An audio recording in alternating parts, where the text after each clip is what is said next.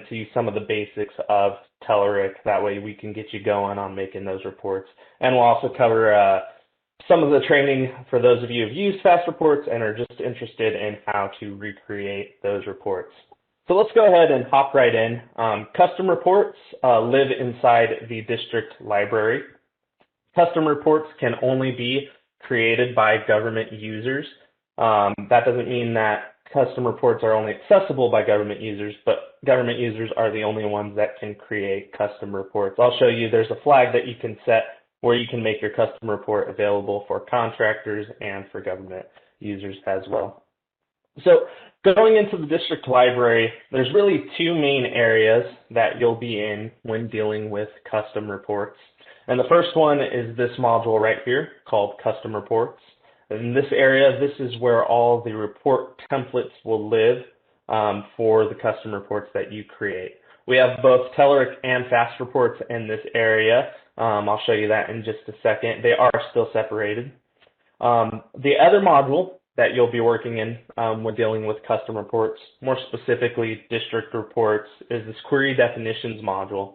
And in this area, this is where users can create custom SQL statements to run across our database to pull data from your district. And so if you never dived into this module, it's a really, really handy tool to pull data from your district, and I highly recommend jumping in there. We'll look at this area as well in just a bit, and I'll show you how to create a query definition. So let's go ahead and jump right into the custom reports area. So right off the bat, you're going to see a grid view, and right here, you're going to see a list of all the custom report templates. This is specifically the fast report templates. Nothing in this grid view is actually Telerik just yet. We've kept Telerik and fast reports separate. That way you can run the two side by side. Becomes very, very handy when you're recreating those report templates from fast reports to Telerik. And I'll show you how to do that running two instances of RMS in just a second. So in order to switch to the Telerik custom reports, there's a button right here in the right-hand corner that says UAT Designer. All you have to do is click on this button, and this will actually change the data grid so that you'll only see the Telerik custom reports. You can change this at any time. You could go back to the fast report templates and vice versa. So right here, we are only seeing the Telerik custom report templates. You can add a custom report template by clicking on the Add button here. And right here we have our Telerik report edit view. And this is really kind of the highest level of information for your custom report, how it's going to be displayed and where that report is going to be located. And not too much has changed here from fast reports to Telerik. There are a couple differences, and I'll talk about those as well and point them out. So the very first thing that we got at the top here is the report title. You can enter in the author's name. And then going right into it, we have this drop-down area for the report type. The report type is where you want your report to run. So there are two different report types in RMS. There are the summary reports, which is the district report type, and then there are the contract reports, which is the contract type. And so by choosing either of these report types, this determines on where the report will actually be accessible to. So for this case, we're going to actually build a contract report. So I'm going to select the contract report type. And what this is going to do, this is going to put the custom report into the contract reports area. If I select the district type, you'll actually be able to see this report in the summary reports area. Down below that, we have this report menu dropdown. And what this does is this allows you to group your reports in either of those two screens, the summary reports or contract reports. You can actually see the groupings. These are the descriptors of those groupings, and so you can put the custom report that you're making in any of these grouping containers. Really handy way to organize your custom reports. Let me go actually back to this report type for just a second. There is one difference that I do want to note that is different from Telerik and fast reports. I do want to note the difference here between Telerik and fast reports on this report type. And one of the key differences is that this report type actually affects what you'll be able to see here in the required collections. The required collections is an area where you'll select the data set that you want for your report to run. For contracts, it'll be only contract collections. For district, you can only run district collections, and that's where you can run your custom queries. You can't run custom queries in the contract report type. So that is one of the differences that we have. In fast reports, you couldn't really create contract report types. The collections wouldn't make it to the designer. You still have the ability to create a custom report here, but when you would actually go into the designer, you wouldn't see collections for the contract. We actually have fixed that here in Telerix, so that is definitely a major improvement that I did want to kind of mention as we're going about it. All right, to the right of that, we have our record GUID, and let me go ahead and open up this File Explorer here. And this record GUID actually plays a little bit of a role, not too big of a role in Telerik, but we do something a little bit differently. So this rec GUID is the file name of your report template. So when you launch the Telerik Report Designer, we actually create a standard template for you to use, and then you can alter that template. And what we do is we actually bring that down to your machine. We put it in this area right here. You'll see it in RMS3 TR report templates.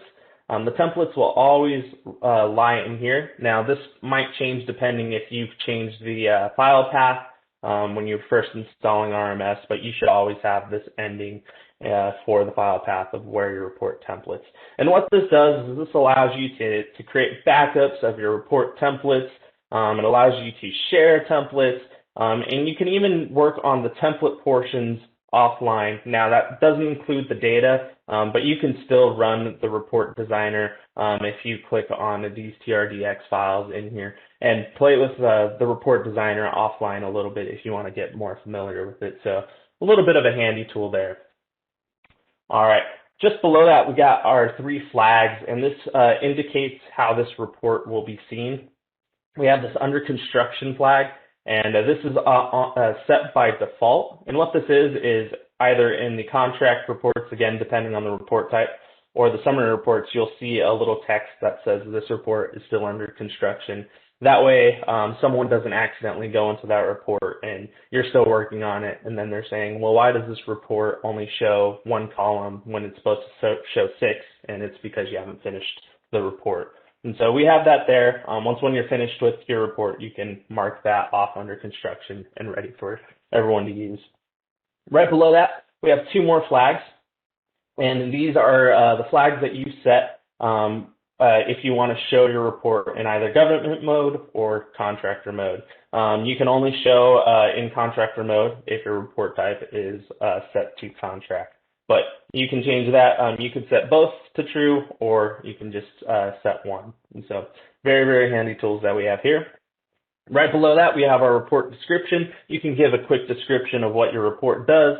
That way, you don't have to go into each report, open up the report designer to see what this report is actually doing. All right. We have our required collections. I'm going to talk about that in just a second. I'm going to move down just a little bit more. We have our report designer contract ID. This has changed a little bit from fast reports. In fast reports, this was a string-based field, so you would just enter in your contract ID. This actually didn't really work that well because, again, that report type change from Telerik. You can now actually use the contract collections in Telerik versus in fast reports you can't. And so what this allows you to do is this allows you to select a contract ID to run your data against when you're selecting a report type of a contract. So I'm going to actually pull data from this contract 1660 to run against while I'm designing my Telerik custom report. Below that, we actually have a new field that you won't see on the fast report screen, and it's called RMS Custom Collection Fields. This is actually a new feature that we added. If you click this, you'll actually see a lookup. And what this is this is an identifier to let you know, to allow you to use some of the functions. In this case, this is for a contract status report. What this allows you to do is it allows you to flag the report to notify the custom report engine to grab special graphs that we make for the contract status report. We actually build the contract status report chart. There's a placement chart and then another chart, and there's also a contract status photo. We actually build those outside of the report engine, and so we actually have given you guys the ability to get those 3 items by setting this flag here. The feature that we actually added it for was for an asset store item. So there's an asset store item that you can actually copy, bring down to your own district, and you can actually tweak one of these contract status photo report, or not contract status, I'm sorry. Oh my goodness. Yeah, contract status report. All right. To the right of that, we have 3 buttons. The first is Launch Telework Report Designer. I just want to point out there's no need to install anything from Telerik. Everything is included in the pre-release in the release. So there's no need to go to Telerik or install anything. Everything is included in the latest release. Right below that, we have our copy report template from an RMS Center report. And this works very similar to how Fast Reports did it. If I click on this, you'll actually be able to see all of the reports that we've made here at the RMS Support Center. And what this allows you to do is you can actually copy the report template from one of those templates that we've made. Now, this will only copy the template itself. It won't copy the data sets that are used in the templates. We actually use different data sets than what's actually given in the custom reports area. So that's why those aren't brought in. And then we have our copy report template from an end user report, just like the one where you can copy report templates from the reports that we've made at the RMS Center. You can also copy custom reports that someone else in your district has made. So someone makes a really good report that you just want to tweak a little bit. You can use this function. It's a great tool. Again, this only brings in the template. It doesn't bring in the data, but you can always add the data here in the required collections.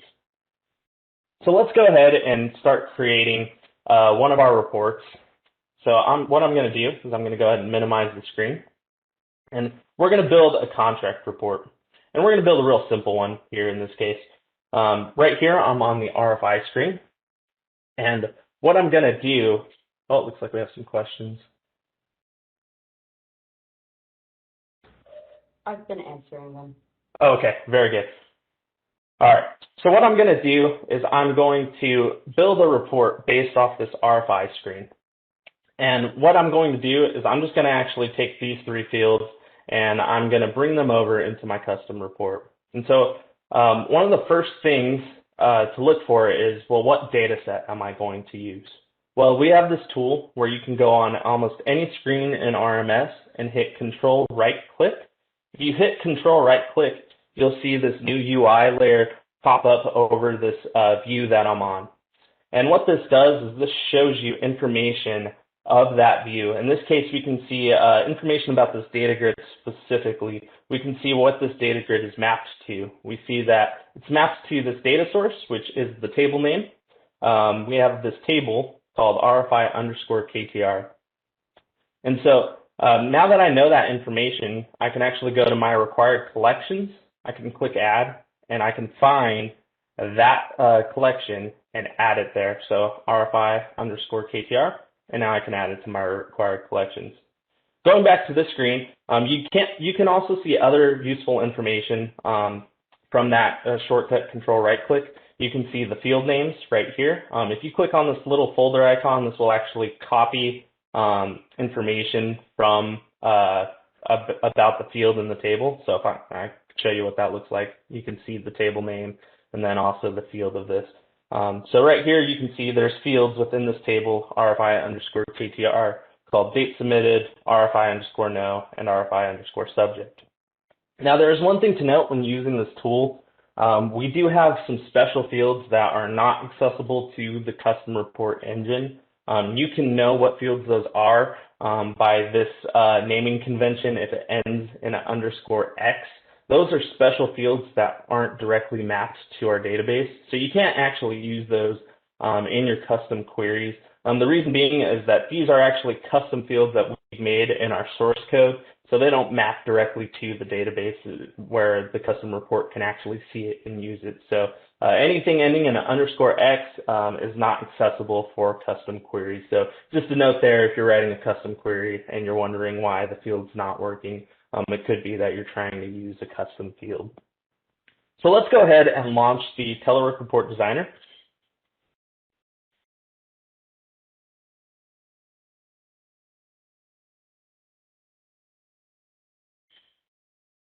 All right, so here we are in the designer itself. It looks a little similar to, it looks a little bit similar to fast reports, and you can see we kind of have this canvas area that's very similar. This area you can move objects, you can interact with all your report objects, and kind of get a quick view of what your report looks like before you can see it has a print preview. Let's go ahead and talk about some of the tools that Telerik has available to you. At the top, you have a toolbar, and this toolbar changes depending on what tab you have selected here. Underneath the Home tab, you can see some helpful tools. You have some formatting tools that are real basic, very similar to like word processing. You have alignments. You could change the text style and the font size. To the right of that, you have some handy layout options where you can center things, you can bring things forward and bring things backward. And then you also have some border options here too. We'll run through some of those as well in just a second. All right, to the right of that, we have a panel called the Data Explorer. And what this does is this shows you the data sets that are within your report template. In this case, we have this RMS data source, and in it, we have our collection that we added, our RFI_KTR, and we have this RMS _contract. And we'll talk about this in just a second in more detail. There's also another tab on that panel called your Report Explorer, and this is a very, very handy tool to be able to interact with the report objects that are on the canvas screen here. So you can actually select something on the Report Explorer, and you can actually see the objects get highlighted in the canvas area. And so very, very handy tool for selecting things or really looking at things from a higher level to see how your report is laid out. Down below that, we have another panel, and this is our properties panel. And again, this is a very, very helpful tool that we have down here. This properties panel shows you the properties for each report object that you have. We'll run into this a little bit more detail later, but depending on what object you select, this panel will actually change. So you can see I am selecting the text box. I can see the properties of this text box. You have things like style, you have some formatting tools, and then there's some other helpful tools as well. If I select the table, you can see that it changes from the text box to the table, and depending on the report object that you're selecting, different properties will show. Some report objects have more properties, some have less. All right, to the left of that, you can see what data sources are in your report template. You can see that we use a JSON data source called RMS_data source. We add this automatically for you. I'll talk about that as well. Down below that, we have our Group Explorer. And this changes depending on what object you have highlighted. And what this does is it shows you the groupings that you have on the selected object. So right now I have this table selected, and you can see I have this group called Detailed Table Group. It's not actually grouping anything, but if I select the canvas area, some blank area over here, you can see that the grouping changes and that there's no grouping selected. All right, I'm going to go ahead and change my tabs at the top, and I'm going to click on the Insert tab. And you can see that my toolbar now changes. And on the Insert tab, this is where all of your report items are. All the objects that you can bring down into your canvas that Telerik has available to you. And so the first section that we have is our table section. This is a great way to lay out data. You have your basic tables, you have a cross tab, you have a list, which is kind of like a free forming version of a table. You have some charts, some maps, and then we have some common report items that you would see in fast reports: text boxes, picture boxes, some panels, and some shapes. To the right of that Insert tab, we have our Data tab, and there's actually not too much for you to do on this Data tab. We actually, unlike fast reports where you have to connect your data source, we actually do that for you. Again, we create that RMS_data source, object for you. It's a JSON data source. We add that automatically every time you click on Launch Telerik Report Designer. So even if you delete that data source, it'll appear back up the next time that you launch the Telerik Report Designer. So let's go ahead and just start interacting with Telerik a little bit. And let's go ahead and build that report that I was talking about. So I'm going to go ahead and shrink this a little bit. Hopefully that's not too squished for you guys to see. And what I'm going to do is I'm going to actually use this table that I have here in the standard report. This pops up every time that you hit Launch Telerik Report Designer. You'll get a brand new fresh template to start with on your first time launching the Telerik Report Designer. So what I'm going to do is I'm going to just use these three fields that I have here on the RFI screen: date submitted, RFI number, and RFI subject. And so the way to do this is that you have to bind your data to a table. Or actually, let me back up just a little bit. Let me talk about these two this object and this collection first in the Data Explorer. So you can see here in the Data Explorer the collections that you've added. One of the things that you might have noticed is that we have this RMS underscore contract object. This is not something that I added when I was on the custom report screen. This is something that we add automatically depending on the report selection that you have. And this is really kind of to be used for headers. That way you can kind of match the contract report headers. We have one for the district as well, so I'm going to show you how to actually use this right now. I'm going to just drag this contract ID, real simple. Just like fast reports, you can see all the properties for this object. And if I actually preview this, you'll actually see that the report will show you the contract ID that I had set on the custom report screen. All right, one of the things that now you might have noticed is that this does not have a dropdown for you to be able to see the properties for your collection. This is unfortunately kind of one of the cons that Telerik has, and the reason is that Telerik sees the collections that we pass, and the custom queries has a list object. And Telerik doesn't know how to iterate through the list and see the properties just like this object. And so you can't actually see the properties, which does make it a little more challenging to get your data to show up on the report. There are a couple workarounds. I'm going to show you the first one where you can type in the fields. The other one, we use what we call a Data Selector, where you can actually see the properties on the report. And so let's go ahead and dive in. We're going to jump to the text-based version of it first. And so the way this works is you get a report object right here. I have my table. And what you have to do is you have to tell Telerik that I want to bind my table to a data source. And so Telerik in the properties window has this handy tool called bindings. Let me expand this a little bit. And if you click on the bindings area, there's this three little dot icon. If you click on this, you'll see a new prompt. And this binding area is really, really helpful. When you create a new binding, you can see all of the properties that that report object has. And what you can do is you can create a binding on a property of a report object and set it to some sort of expression.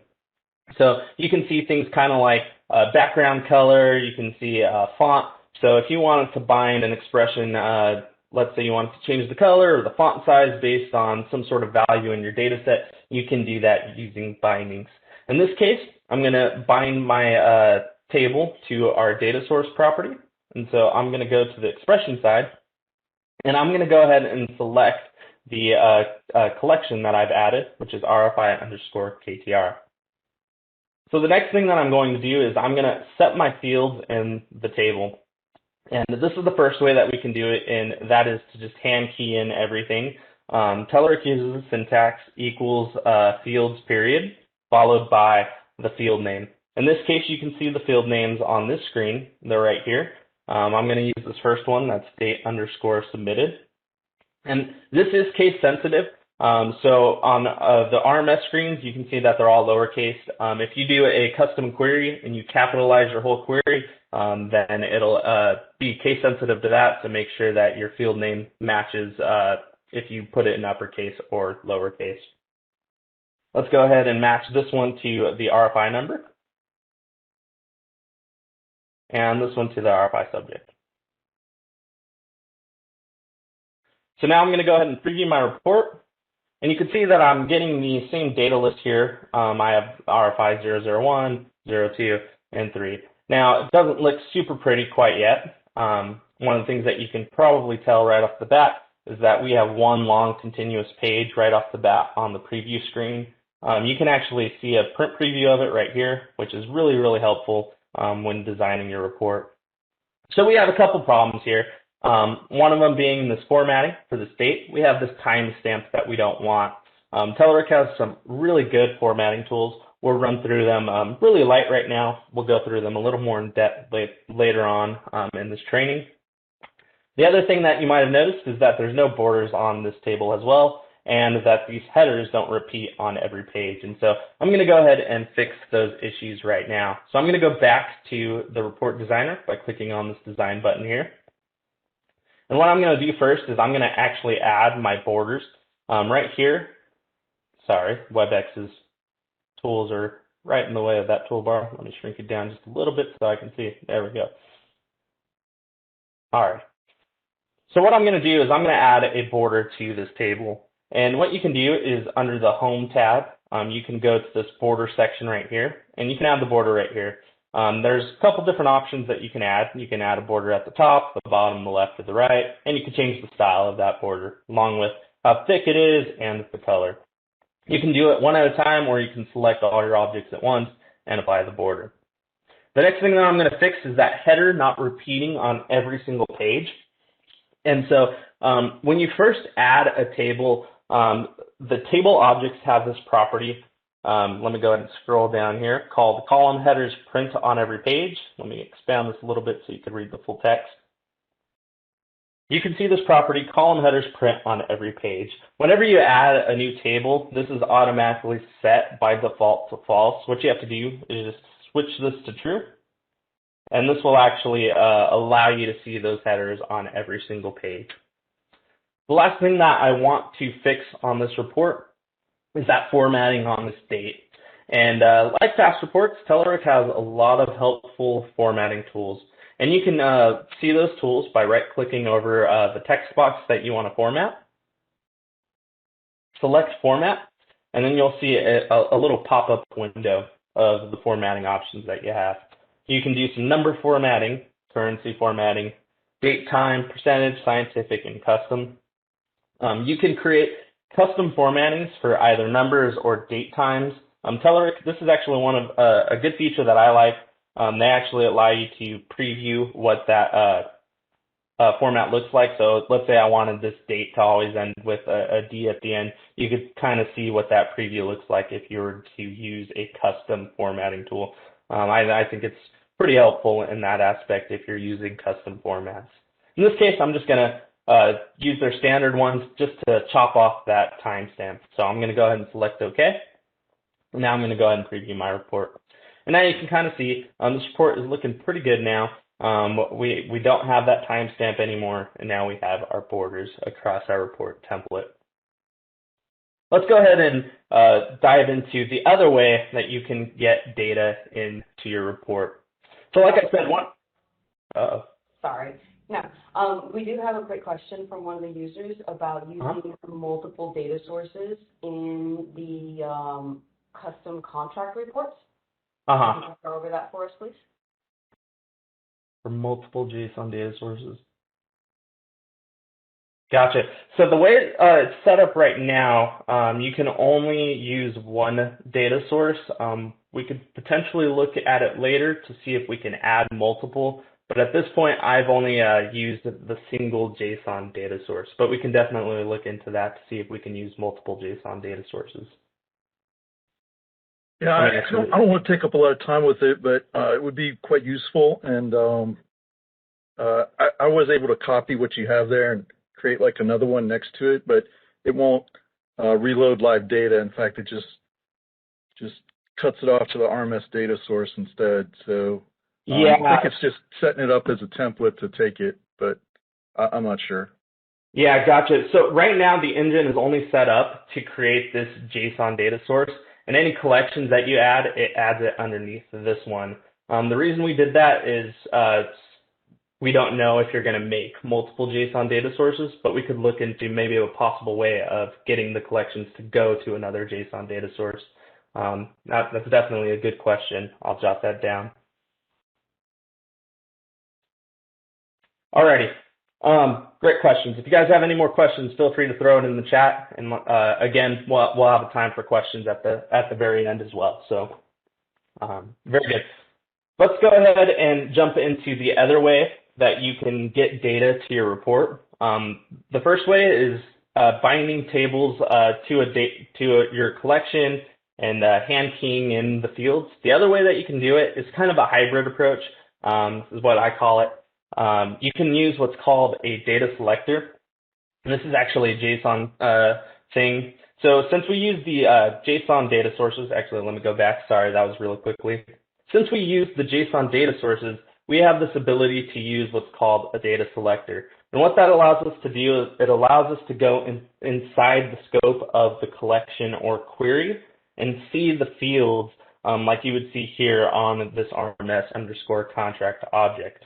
And so in order to add a data selector, what I'm going to do is on the data source, I'm going to right click and select configure. And here you can see the JSON inline text. What I'm going to do in this data selector field is I'm going to use the syntax that comes from JSON, this $period. And what this is going to do is this is going to tell Telerik that I want to go inside the scope of my collection to see the properties. That way I can interact with the properties directly. I can drag them in without having to go with the table. Really helpful tool in terms of designing. So what you have to do is use that syntax, $period, followed by the collection name. In this case, we have our collection name right here, which is RFI underscore KTR, which is the table. What I'm going to do is I'm just going to run through this wizard. And you can see that my data explorer is now changed. I can now see all the fields within that collection, RMS underscore KTR. One of the things that you might have noticed now is I can no longer see that object that I had before, RMS underscore contract. And so if I were to actually run this report right now, I wouldn't see the contract ID. Another note, just a little tip, when you're using a data selector and you hit preview, it tends to take a very, very long time to load. I think the reason being is that Telerik has to go through each item that you have and pull those properties out. So while designing it, I would recommend, if you're going to preview your report, is to remove the data selector. And so now that I can see all my properties within that collection, I can actually build my table in this way without having to key in every single field. So what I'm going to do is I'm going to actually remove this table, and I'm going to use Telerix default functions that they have for building tables. So I'm going to go to the Insert tab, and I'm going to add a new table. I'm going to use their table wizard, and I'm going to select the data source, and I'm going to add those fields that I had on that screen before. So I believe I had date submitted, RFI number, and I believe I had RFI subject.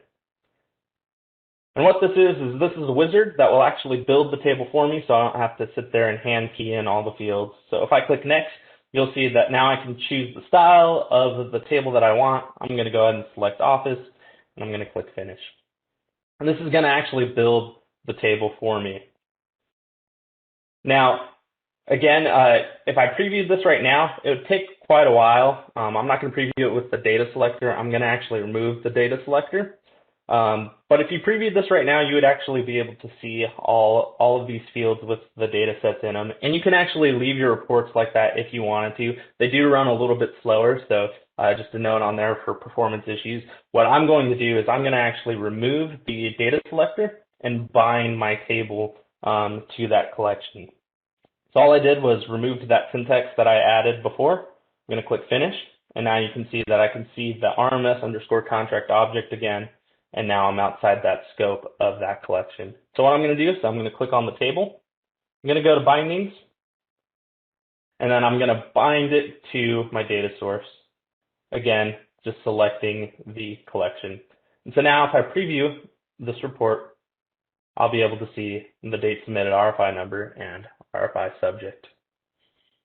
Looks like we have one more. If you have more than one queries in the collection, Jason puts them all Can you select more than one query? So you can only select one. That's a great question.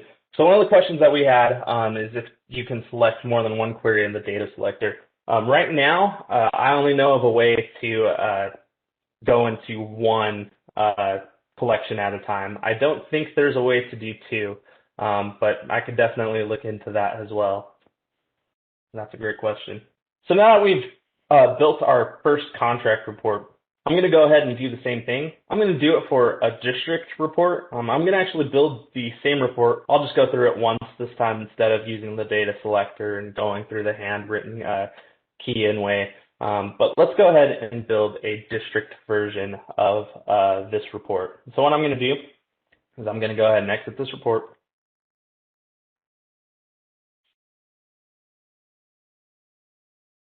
And I'm going to go ahead and create a new report. Before I do that, I'm going to create a custom query that matches that data set that I had. So I'm going to create a custom query that just pulls these three fields. So I'm going to go to query definitions. Again, this is just in the district's library. And what I'm going to do is I'm going to click add, and I'm going to add a new custom query.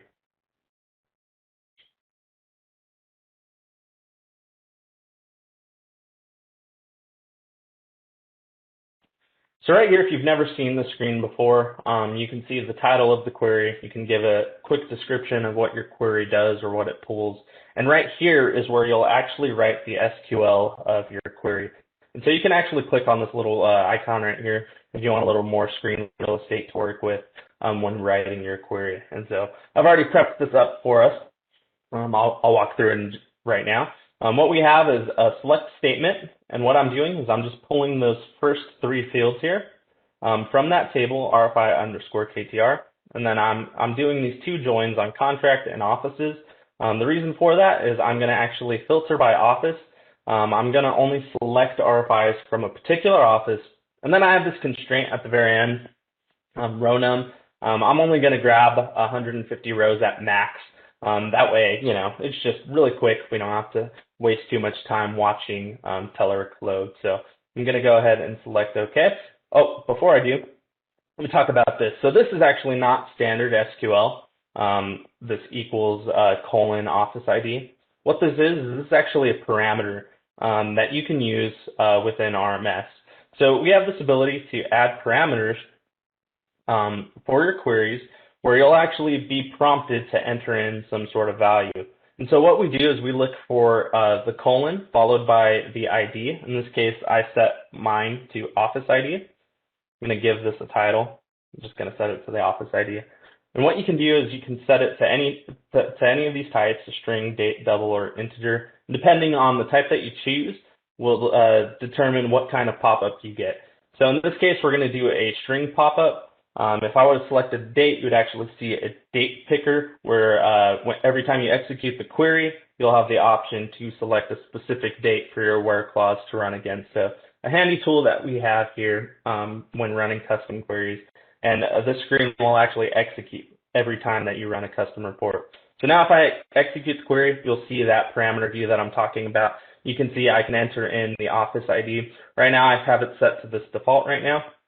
So now if I execute the query, it's just going to pull the RFIs for that specific office. So now that I know that my custom query works, what I'm going to do is I'm going to run back to the custom report area, and I'm going to build a district version of that report that we built earlier, just to show you that there's not too much of a difference between the contract and district reports other than the custom queries. So again, right when you hop into the custom reports area, you'll see the fast report templates.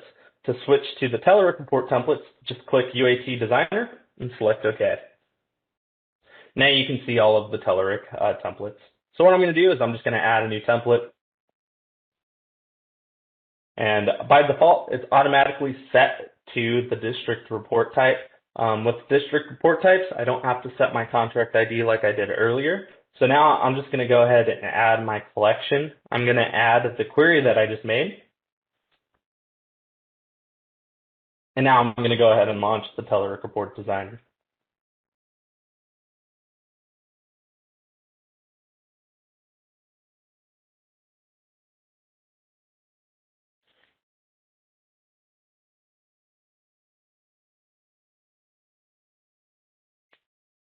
So now again, this time I'm going to just do the key in way. I find that that's usually a little easier if you're kind of familiar with the table.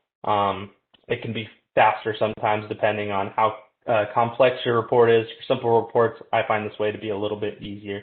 So what I'm going to do is I'm going to go to the Properties panel from the Report Designer, and I'm going to select a new property, and I'm going to select my data source, and then I'm going to bind it to the collection that I have, which is QRYD_RFI. And now I'm going to select OK. So now what I'm going to do is I'm going to match my field names with what was in my query. And in this case, I actually capitalize my fields. So I have to actually capitalize my fields here. So I'm going to do date_submitted. And I'm going to do the same thing here. Again, this is dependent upon how you enter in the query. If you put it all in uppercase, then you have to use uppercase. If you do it all in lowercase, you have to do it in lowercase. For collections, it'll always be lowercase, and it'll always match this screen. So let's go ahead and preview this report. And now you can see that I have all my data. I have all the issues that I had before with the formatting and the borders. And then if I even print preview this, you'll see that the column headers don't repeat on every other page. But we've already gone through on how to handle those specific issues. And so what I'm going to do now is I'm going to actually show you how I would convert a fast report template, one that already exists, into a Telerik version. So what I'm going to do is I'm going to go ahead and pop up that custom report right now. Go ahead and exit the screen. And I'm going to run back to fast reports, and I'm going to find that template that I want to convert. So right here, this is fast reports. You can tell by the two blue tiles right there that this is fast reports. Those are some of the differences that we've added from Telerik. I'm going to go ahead and launch this fast report designer, but you can see that we're using this collection called Funding Balance Summary. I'm going to go ahead and actually show you that really quickly. We won't dive too deep into it, but just to show you what the query looks like. So you can see we got quite a bit of fields going on in this specific query. Let me expand this a little bit more.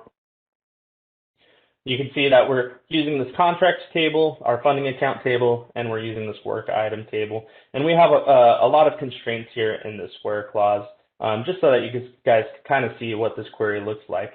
Now, when converting your fast reports to Telerik, all the queries will still stay the same. So queries that you use in fast reports will work in Telerik.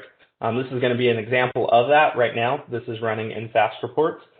So this will actually work in Telerik without me changing or modifying this specific query. So let me go ahead and launch this report designer and show you what this report looks like in fast reports.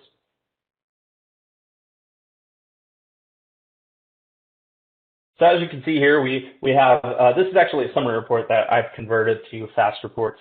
You can see that we had a landscape report here, lots of columns, we have a grouping, and we even have some totals down here. And so we'll dive into this and how to convert this and how to do groupings, and then we'll also cover how to do totals as well. But let's go ahead and preview this so you can see what the data looks like. Alrighty, so now what I'm going to do is I'm going to run both designers side by side. This works really good if you have two monitors, but in this case you can only share your screen with one, so it's going to be a little squished. I do apologize for that.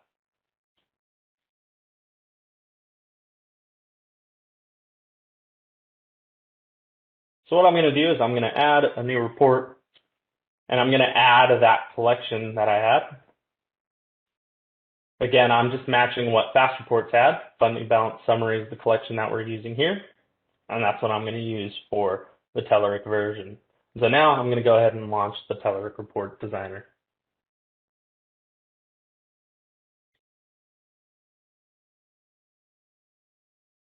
Alrighty, so now I have both of them side by side here. Let me shrink this down.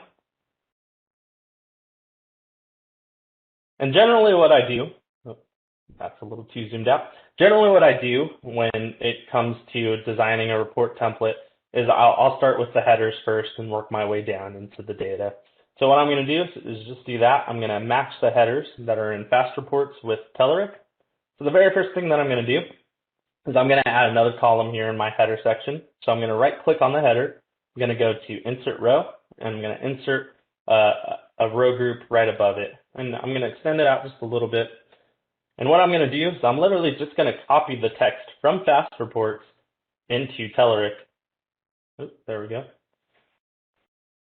This is where Control-C for copy is your friend, and Control-V for paste is your best friend in the conversion process from Telerik to Fast Reports. Alrighty, let's scroll over. Shrink this down a bit so we can have some more room to work with. Alrighty. Now, one of the things that you might have noticed is this is a merged cell. What I'm going to do is I'm going to actually add another column to the right before I merge the cell. The reason being is that it copies whatever cell that you have to the next one every time that you add a new cell. So since this is the only one that's merged, you can merge cells by selecting them. You can do them horizontally or vertically. I'm just going to select them like this, right-click, and select Merge Cells. And now I can go ahead and continue copying my column header names.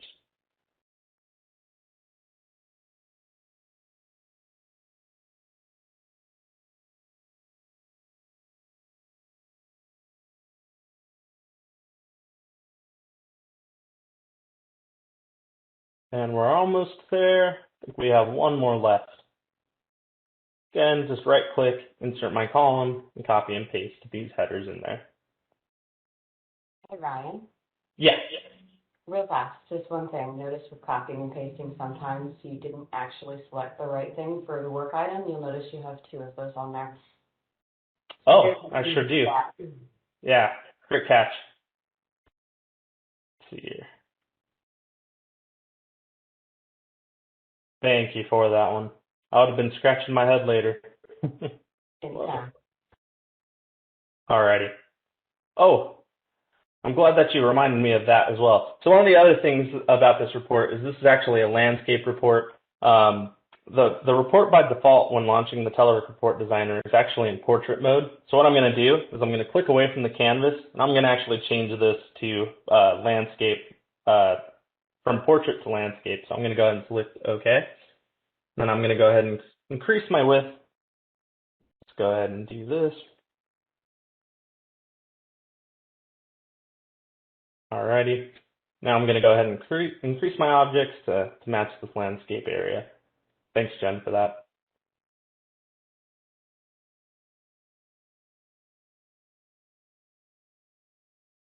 And I know this isn't going to look super pretty right away, but we're just looking at functionality for right now.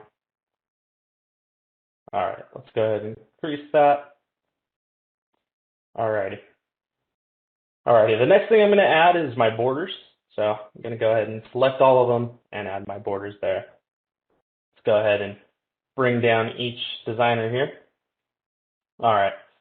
So now what I'm going to do is I'm going to actually use my data selector. That way I can see the fields, and it's a little easier to work with other than, binding it to a table. What you can actually do is you can actually copy these field names and go to each one, bind it to a table like that, like we did in the conflict report. But in this case, I'm going to use the data selector. So again, to use the data selector, click on the JSON data source object, right-click on it, and click Configure.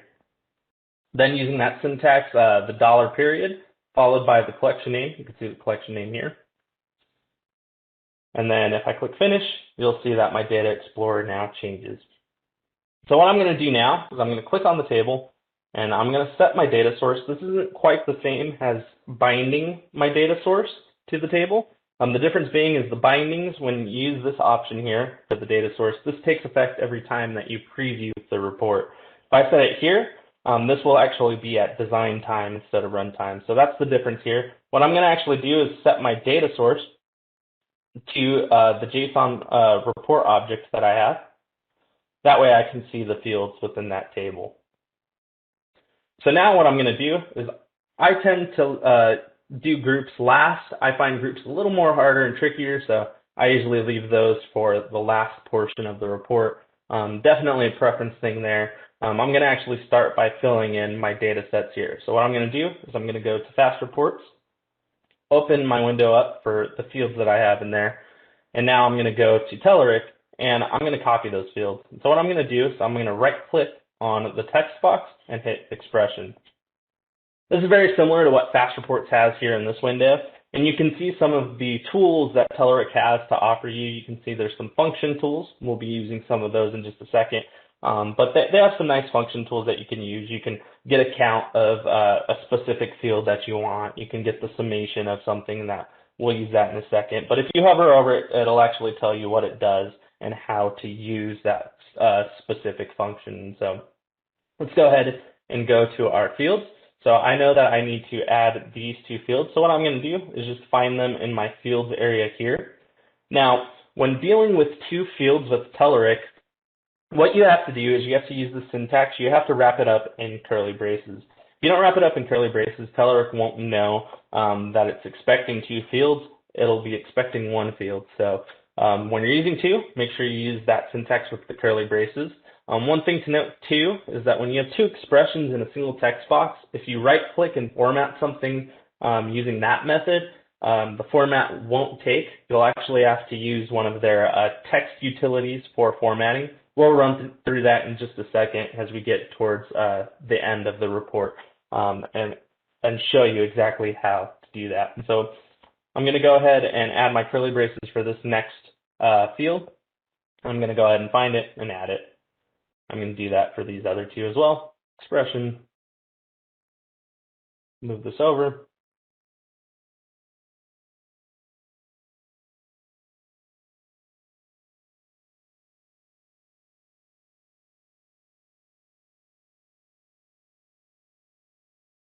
All right, fields, and then FA authorized amount.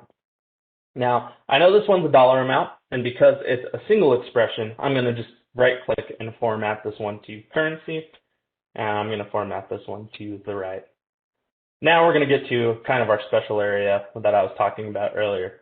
So right now we have two currency types here, and we want to be able to format that in currency. So what I'm going to do is I'm going to actually right-click, and I'm going to add a report parameter. And what I'm going to do is Telerik has an option or a function that you can use for formatting specific expressions. What it takes is a string of the formatting option that you're adding. In this case, it's going to be a currency format, and then it takes the expression. And I'll show you what that looks like in just a second. I know it can be kind of hard to visualize. So what I'm going to do is the reason I'm adding a report parameter is in case I mess up, or if I want to change this format later, I only have to do it in one place versus, 10 text boxes. And so what I'm going to do is I'm going to set the value of my formatting string that I want here. This is just a basic US dollar currency format that I have here. I'm going to set it in the value box. So I'm going to select OK. So what that allows me to do is when I go now into my expression here, I can use Telerix functions. They have the ability to format multiple expressions right here under this text area. They have this format option. And what this does is this takes the format that you want. In this case, it's that currency format that I made as a parameter. Again, I made that there. You can do it directly right in this text if you wanted to. I did that there, so in case I mess up, I don't have to change it per text box.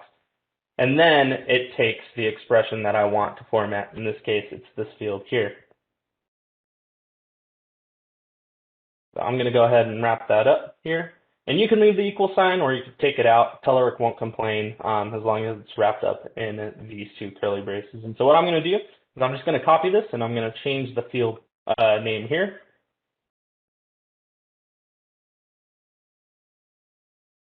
All right. And what I'm going to do is I'm going to test out and make sure that that currency format takes in. So what I'm going to do is I'm going to bind my table so that way I can remove the data selector. I'll put it back in and then finish the rest of the fields in just a second. But this is just a quick check. Make sure that that report parameter takes in and that we get the format that we're expecting.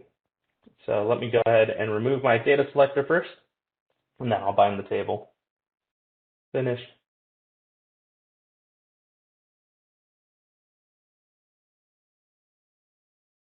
So now let me go ahead and preview my report.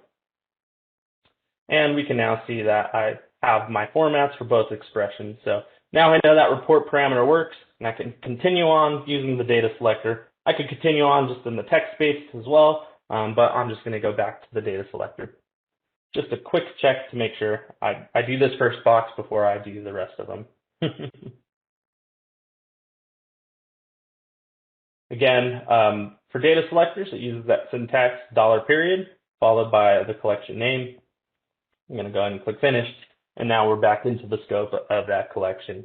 So now let's go ahead and shrink this back down. And we're going to run through the other columns here. So let's go ahead and see what this area is using. I'm going to hit this expression.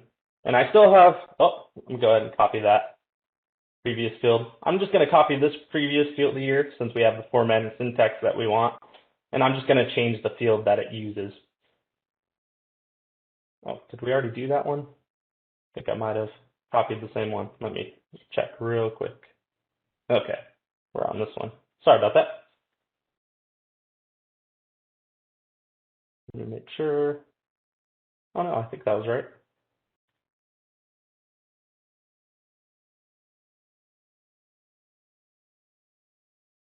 Okay.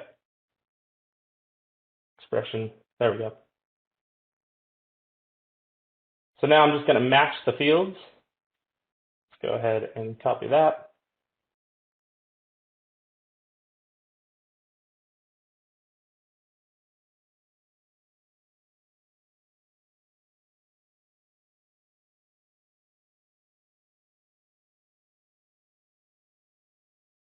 Again, I'm just copying the same fields over, and then what I'm doing is I'm just formatting each one because these are all currency types used for, with multiple expressions, you have to use this format here.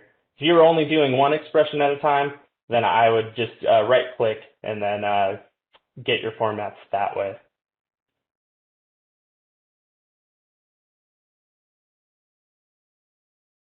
And we're almost there.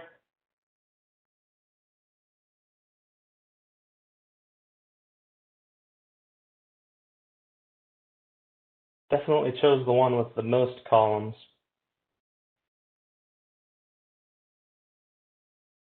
Alrighty, and one more.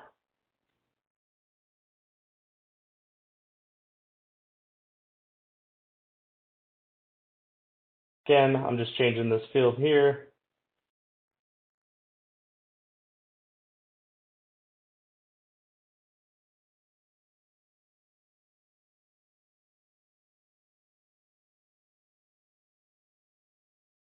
And that should be good to go.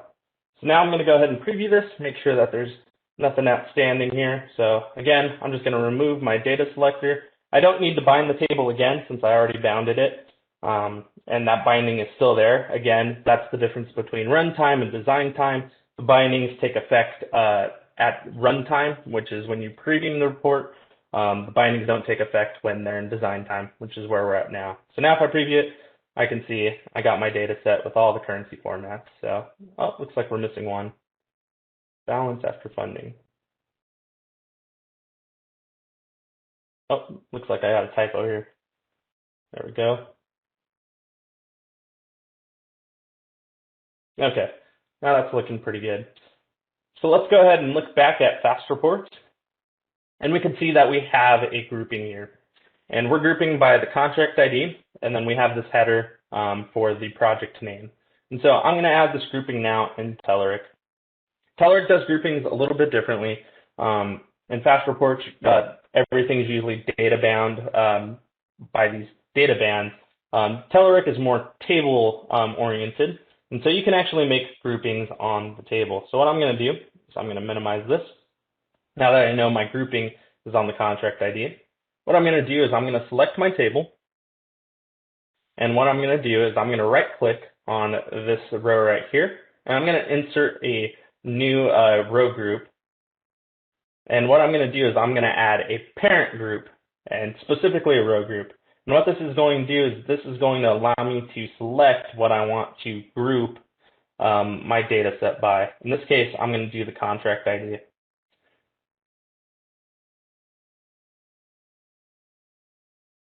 So now what Telerik does is it adds another column.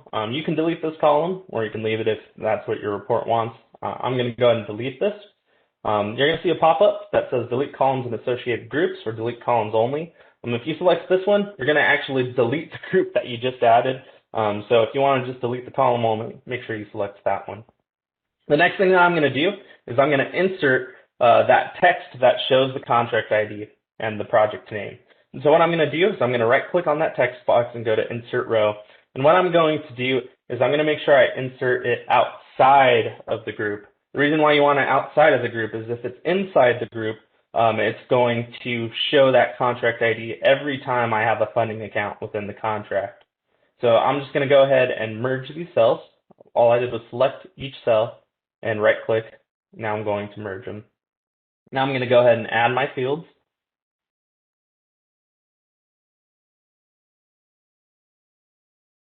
I believe we had one more, which I think was the project name. Let me make sure. Okay, project name. There we go. So let me go ahead and add one more.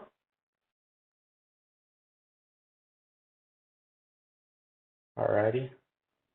Now I'm going to go ahead and change my background color to match what Fast Reports had. So I'm going to go to my properties window. Let me expand this a little bit. I'm going to click on the styles drop down, and I'm going to go to background color. Now, Telerik and Fast Reports, we both use this color called Corn Silk.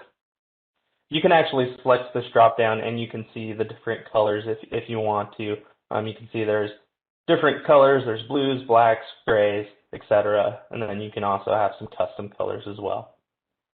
So now I'm going to go ahead and preview this report and make sure my grouping looks good. So yeah, that's looking pretty good. Again, you want to make sure when doing grouping, make sure you do it outside of that group for the first time if you don't want this header to repeat for each time your detail displays. Alrighty, I think the very last thing that we have left now is the totals. And Fast Reports and Telerik, they do totals a little bit differently. Fast Reports have these convenient options for totals. You can actually create a total object. Look at this. You can actually see what fields it's totaling. Telerik doesn't have the option for this variable for this total. They do have some functions to total things, so let me go ahead and show you that. It's very similar to what we had with the currency format. So I'm going to go ahead and add a row outside of the group again. You want it outside of the group unless you want it to repeat each time. And I'm going to go ahead and add my totals here. So I'm going to merge my cells to match what that report had. I'm going to format it to the right. Let me see if I can shrink this down and open up Fast Reports again just to kind of show you what that looks like. So you can see I have my totals here. And now I'm going to actually get the totals of each field. So what I'm going to do is I'm going to actually copy each of these fields since I know I just want the totals of these. And what I'm going to use is one of the functions that Telerik has. So again, these are the same fields that we had here. I just copied them. And what I'm going to do is I'm going to go to functions. And I'm going to go right here. And Telerik has a handy tool right here called sum. And we'll actually use this to get our totals. So I'm going to go ahead and sum this expression that I have here. And I'm going to do that for all the fields. And that'll get me the totals that I want. So you can either hand key this in, or you can go through the screens that Telerik has here. You can go through functions, aggregates, and select sum. I find it usually easier when you get the syntax right to just hand key it in. So that's looking pretty good. Now I'm going to go ahead and do it for the other fields.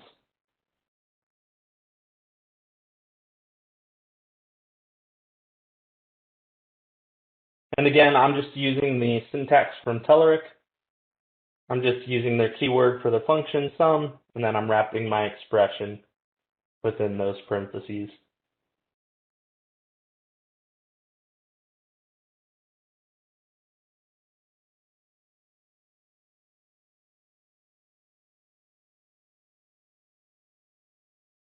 So now let's go ahead and preview our report.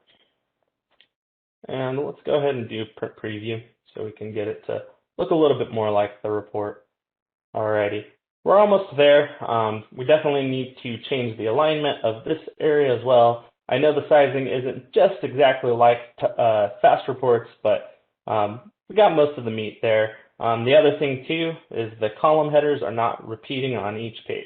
So let's go ahead and fix those two issues, the alignment and then the column headers not repeating.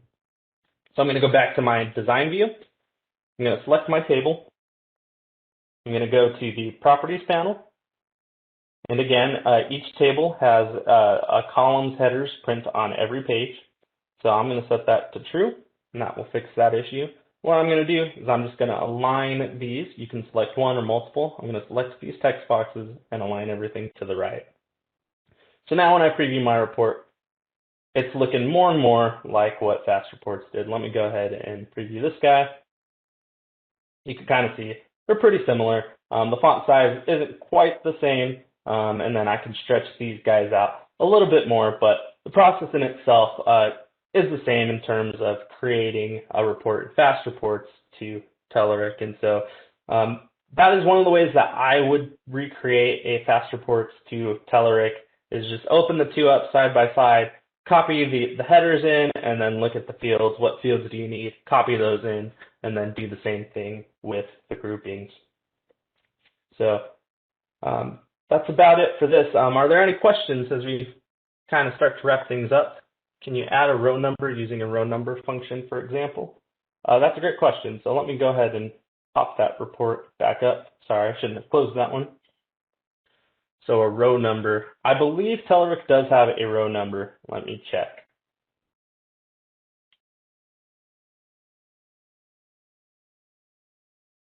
Alrighty. So one of the questions was, can I use a row number? Let's go to functions. I think there's one here. Let's see here. Count.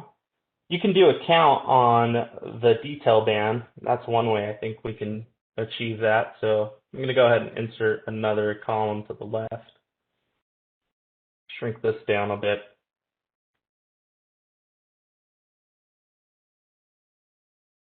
And what I'm going to do is I'm going to add that row count. Let's see here. Where was it? I'm going to do a count here, and I'm going to do it on a field that I know prints out every single time. In this case, it's the funding account. Let me go ahead and grab what that field is called. So funding account. What I'm going to do is I'm just going to get the total count of this, and then I think that should give us the rows that we want. Uh-oh, that did each one. Let's see here. See if Telerik has one for row count.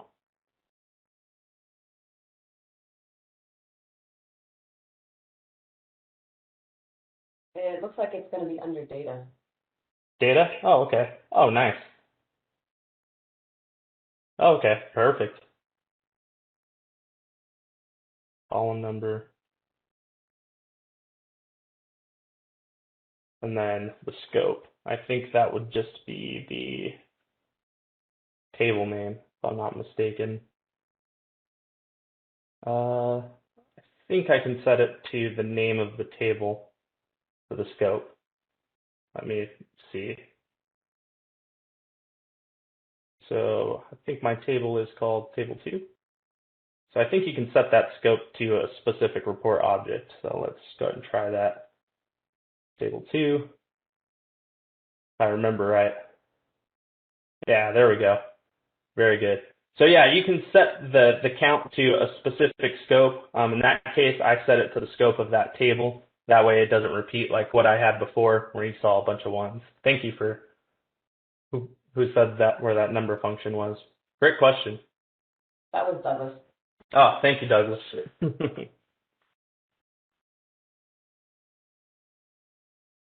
Do we have any more questions? Feel free to throw them in the chat, or you can unmute yourself for a second and let us know what your question is.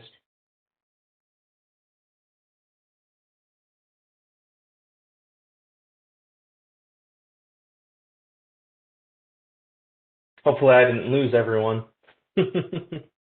I know it can be a lot, but once when you jump in, it does start to make more sense. I know at first it's so overwhelming, but once when you dive in, it'll start to make more sense.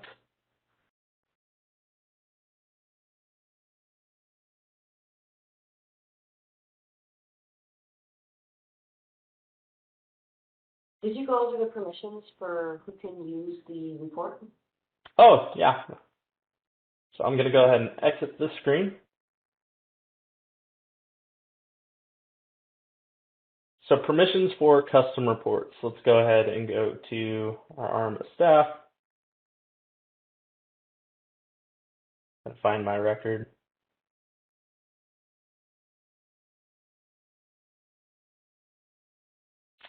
So the permissions can be found here under the district admin rights, I believe.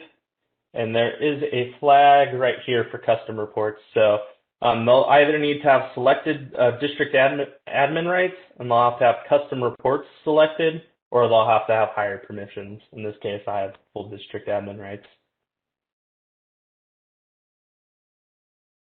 But yeah, that's a great question. And this district library is only accessible for government users.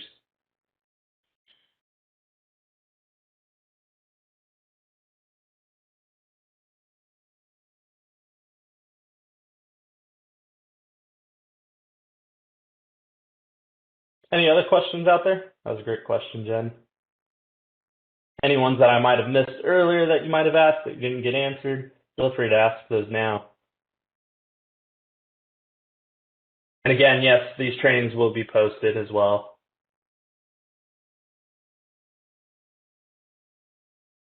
So sub-reports. Ooh, I don't know if we can actually do sub-reports with custom reports.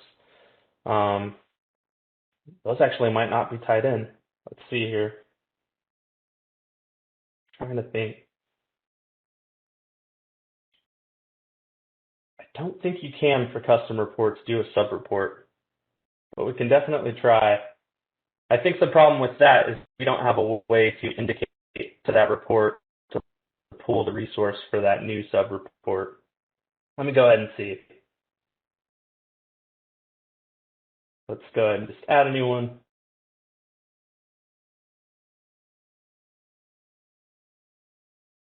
Launch.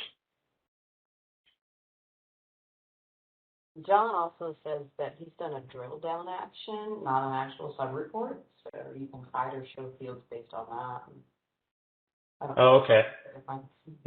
Yeah.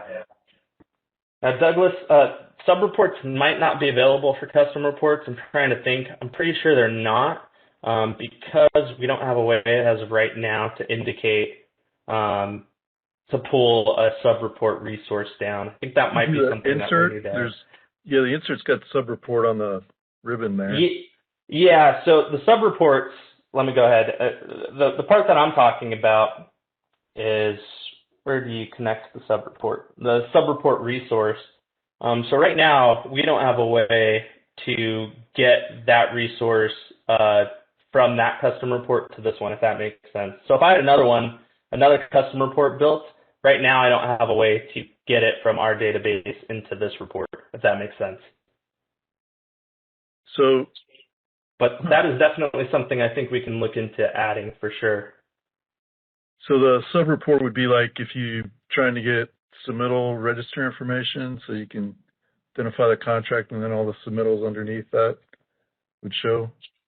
Yeah, no, I get the reasoning for the sub-report, but I believe as right now, as Telerik stands, because the reports are in our database, you have to match the sub-report to that. So if I were to build a report using a sub-report right now, if another user opened it, the report wouldn't know where to grab that report from, if that makes sense. So you need another data source? I think we would have to actually flesh this one a little bit out at the RMS Center to get that as an identifier to pull in another report into a sub-report. Okay. Yeah, I mean, I was using that in fast reports and our builder. We really need to Need that function. Yeah. Yeah. I will definitely jot that down, and that should definitely be something that we can achieve. I think it just might have been something that was left out, so very good.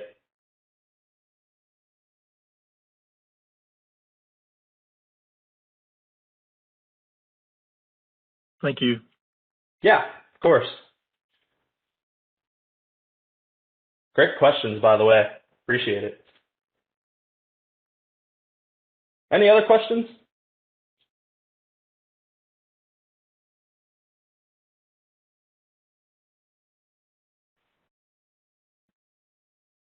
Feel free to throw any questions you guys have out in the chat and mute yourself.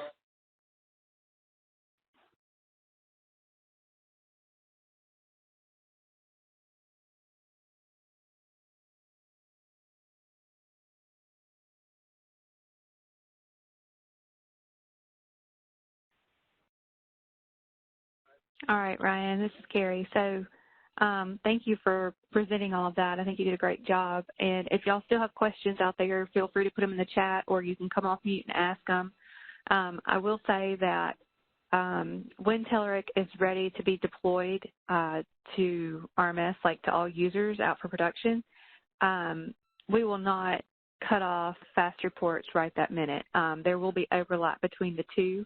Exactly how much overlap is still to be determined based on, the amount of questions and issues or anything that comes up with using Telerik. We don't want to leave y'all dead in the water without having a way to create your custom report. So, again, both will be available for a while to allow you to swap over. I know some districts have multiple reports that need to be recreated, and others don't have quite as many. But again, there will be some overlap. So you don't have to worry about that.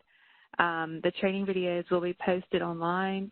Ryan or Jen, one of y'all can correct me, but I believe Benita has said in the past that there is a sort of like a how-to document that can also be sent out or posted to the RMS website as well to help folks figure out how to create these reports if need be. Is that correct? I'm not sure. Jen, do you know the answer to that one? We don't have a completed how-to document. There is a plan in the process to get that done, but I do not know how long it will take before we get that completed. Okay. We've got the video scheduled to go out with this release, Carrie. So you'll get a video and a document. Okay, but there's currently not any videos or anything on the RMS website currently for this process, is that correct? No, there's not. We're still too moldable, so we don't always have to constantly edit as we take into consideration comments and concerns that are made during these trainings. Okay. All right. And if you've already attended, of course, today or any of the past trainings from last week on Telerik, you're welcome to dial into the upcoming training sessions on Friday and Monday, but we're going to be going over pretty much the same things again. But if you think of a question that you have that you couldn't think of today and you want to answer, feel free to dial in and post it in the chat, and we'll be happy to try to answer the questions for you. Does anybody have any other questions at this time? And I'll hush so that y'all can ask them, but if there's not any, then we can wrap this up, but I'll be quiet for a few minutes and see if there's any questions. Carrie, I hope you don't mind me saying this. If I'm wrong, just tell me to shut up, Benita. But if there's major concerns or issues, if you email Carrie, then she can get with us on them and we can make sure we can address things. Yep, that's fine. You're correct. That works for me.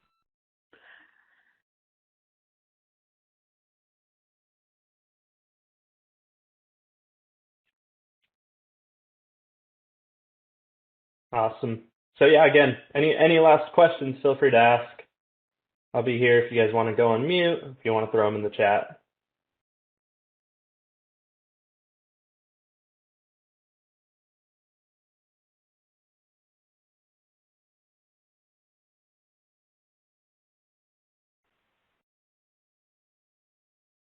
All right, Ryan, I think we can wrap up because I haven't seen anybody post anything in the chat in almost 10 minutes in terms of like a question or anything. So we can go ahead and wrap up, and I appreciate everybody's time and dialing in and participating. And Ryan, you did a great job. Thank you. So again, the next session will be Friday at this same time slot, and then there's one more session after that on Monday at the same time. So I hope everybody has a good rest of your day and a good weekend. Thank y'all. Awesome. Thank you, guys.